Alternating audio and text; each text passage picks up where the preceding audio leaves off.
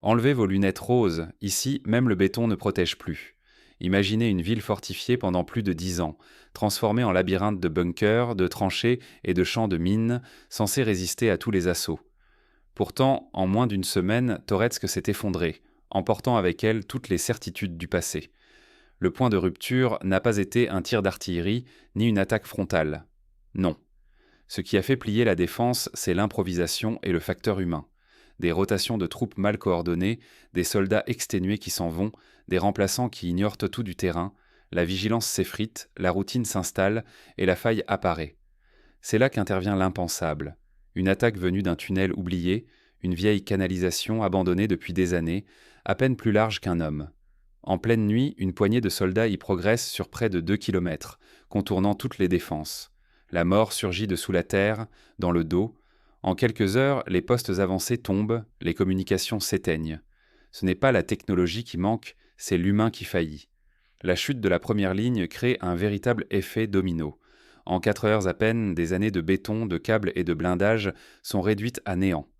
Tout s'écroule non à cause de la force brute, mais parce que l'ennemi a su exploiter la moindre faille, humaine et matérielle. Si vous pensez encore que les solutions d'hier suffisent face à la guerre d'aujourd'hui, alors la prochaine défaite est déjà programmée. L'illusion de sécurité tue plus sûrement que les bombes. Chaque erreur de jugement, chaque dogme dépassé se paie en vies humaines et en villes rayées de la carte. Pour comprendre comment Toretsk a pu tomber aussi vite, il faut analyser chaque étape du siège et les pièges mortels qui ont précipité la débâcle. Voici comment une décennie de préparation s'est transformée en piège mortel. Toretsk, depuis plus de 10 ans, était la vitrine d'une défense que l'on croyait inébranlable. Le front n'avait pas bougé depuis l'année 2014. Sur cette ligne, tout respirait la guerre de position. Des bunkers en béton coulaient en plusieurs couches, des réseaux de tranchées serpentaient entre des champs de mines dont les plans étaient déjà perdus depuis 5 ans. Pour beaucoup, franchir cette forteresse relevait de la fiction. Mais la guerre n'attend pas l'épuisement du béton, elle guette l'épuisement de l'homme. En juin, la rotation régulière des troupes a ouvert une faille imprévue. Des soldats exténués repoussaient la ligne, rêvant de quitter ces abris étouffants, tandis que les remplaçants, novices sur ce terrain hérissé de pièges, progressaient à tâtons. Cette transition, banale sur le papier, a créé un point de rupture humain bien plus dangereux que n'importe quelle brèche physique. C'est à cet instant précis que la surprise s'est produite. Plutôt que d'attaquer de front, les assaillants ont exploité un vieux tunnel d'eau, oublié de tous, à peine plus large qu'un homme. Par lui, des groupes infiltrés ont émergé derrière la première ligne de défense, surgissant là où personne ne les attendait, là où le regard ne portait plus. Les conséquences ont été immédiates. En quelques heures, les points d'appui principaux, Kiev, Lviv, ont été submergés, la communication rompue non par défaillance technique, mais parce que les défenseurs n'étaient plus là pour répondre. En moins de 5 heures, l'effet domino a balayé la résistance, effaçant 10 ans de préparation sous un assaut invisible. Le piège ne s'est pas refermé par la force brute, mais par la souplesse et la ruse. Sous-estimer la fatigue des hommes, ignorer la nécessité d'une vigilance constante, croire qu'une couche de béton suffit, c'est condamner toute défense, peu importe son épaisseur. Mais le pire restait à venir. Derrière ces lignes brisées, la ville elle-même allait se révéler comme une véritable machine à piéger combattants et habitants.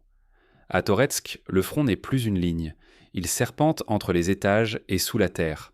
La ville, pensée comme un rempart de béton, s'est tordue en terrain de chasse où chaque cage d'escalier devient une frontière mouvante et chaque couloir un piège mortel. Le sandwich tactique règne.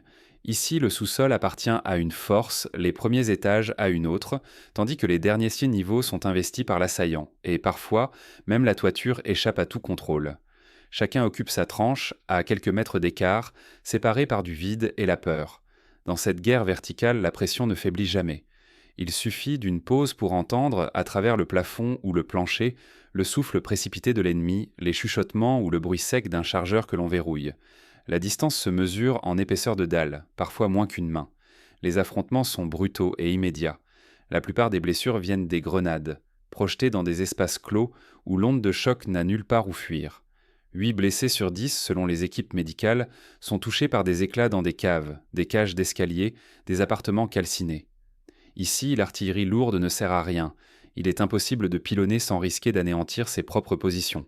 À la place brosseront des drones kamikazes dévalquant les cages d'escalier ou frappant à travers une fenêtre ouverte. Les snipers repèrent toute forme de mouvement, guettant le moindre geste imprudent. Les brouilleurs plongent le champ de bataille dans la confusion la plus totale. Les radios saturent trop de bruit, les ordres ne passent plus. La perte de communication condamne chaque groupe à l'isolement, à la paranoïa. Ne plus contrôler la verticalité ou les ondes, c'est risquer de voir la mort surgir d'en haut, d'en bas, ou même des côtés, sans jamais savoir d'où elle viendra. L'épuisement s'installe. Les pertes s'accumulent, parfois sans même que les survivants comprennent comment la situation a basculé.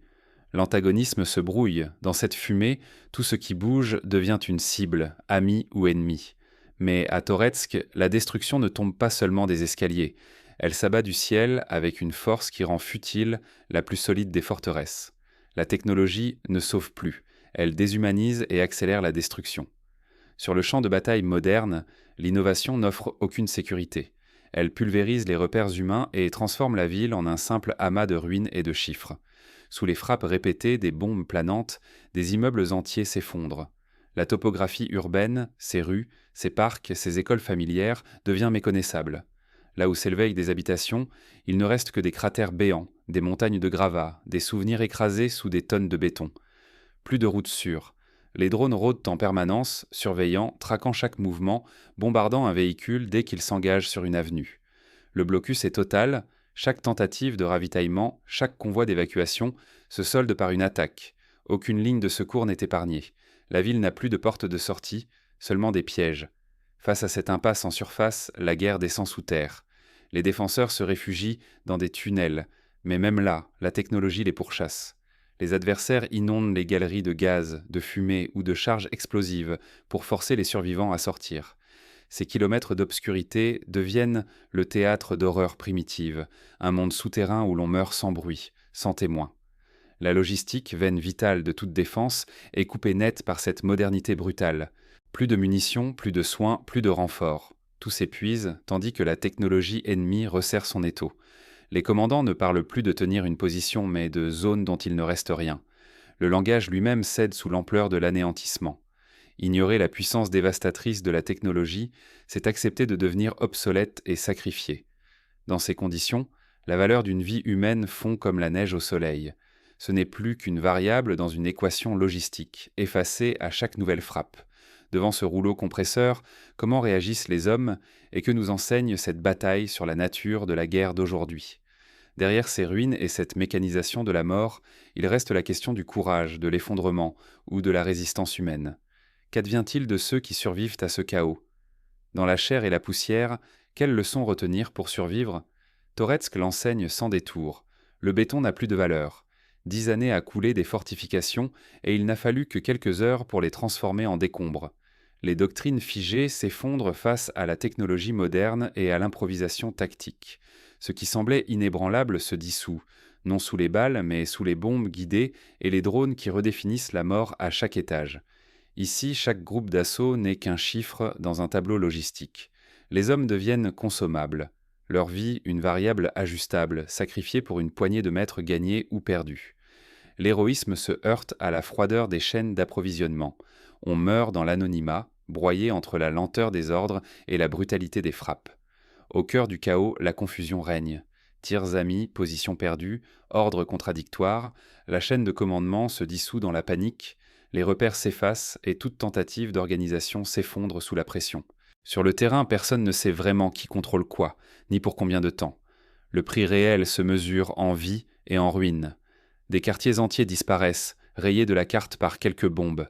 Des milliers de morts pour quelques kilomètres. Une comptabilité sinistre qui ne laisse que cendres et silence. La ville devient une statistique, son histoire réduite à une ligne dans un rapport d'état-major. Face à cette réalité, l'avenir du combat urbain ne peut plus reposer sur les vieilles recettes. Il faudra de la résilience, une capacité d'adaptation quasi immédiate et surtout le courage de repenser la guerre elle-même. Plutôt que de croire aux forteresses, il faut apprendre à survivre dans le mouvement, dans l'improvisation et dans la lucidité la plus dure. Ne pas tirer les leçons de Toretsk, c'est condamner d'autres villes, d'autres vies à la même tragédie. Refuser de regarder en face la transformation du champ de bataille, c'est accepter que l'histoire se répète, toujours plus cruellement. Alors, face à ce constat glaçant, quelle responsabilité pour chacun de nous? Comprendre, agir ou détourner les yeux? À Toretsk, il n'y a pas eu de vainqueur, seulement des survivants. Regardez les ruines, aucune bannière ne flotte, aucune célébration n'efface l'odeur de la poussière et du sang. La ville, préparée pendant plus de 10 ans, s'est effondrée en moins d'une semaine. Ici, les leçons de la guerre moderne s'écrivent dans la pierre pulvérisée et la mémoire fracturée des habitants. La bataille de Toretsk n'a pas sacré d'héroïsme ni révélé de génie stratégique durable. Elle a exposé la mécanique froide d'un conflit où les lignes d'hier ne protègent plus personne. Chaque progrès technique, drones, bombes planantes, percées par tunnels, a éclipsé les dogmes d'autrefois, réduisant la vie humaine à une équation logistique et impersonnelle. Ce n'est ni l'échec d'un camp, ni la victoire de l'autre. C'est l'échec du système humain face à une guerre qui broie les certitudes, les efforts et parfois même le sens. Les survivants ne sont pas des gagnants, ils sont les témoins d'un engrenage qui s'alimente lui-même, ville après ville. Rester passif ou se bercer d'illusions, c'est accepter que cette machine continue son œuvre, détruisant inlassablement tout sur son passage.